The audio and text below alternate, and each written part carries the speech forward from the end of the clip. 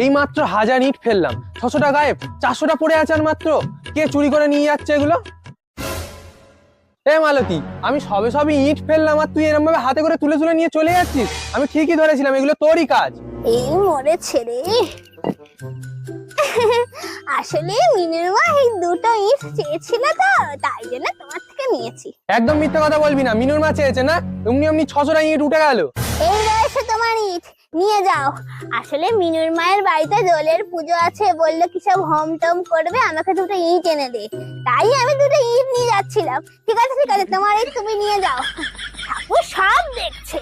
একদিন দেখবে এমন অভিশাপ দেবে না ঠাকুর তোমাকে, তুমি আর ঘর ফাঁদতে পারবে না। আচ্ছা তুই নিস নি, ঠিক আছে ঠিক আছে, তুই নিয়ে যা, ওগুলো নিয়ে যা, ঠিক আছে। এই না হলে মালতীর বুদ্ধি, তোমার সামনে থেকে ইট নিয়ে যাবো, তুমি কিছু বলতেই পারবে না।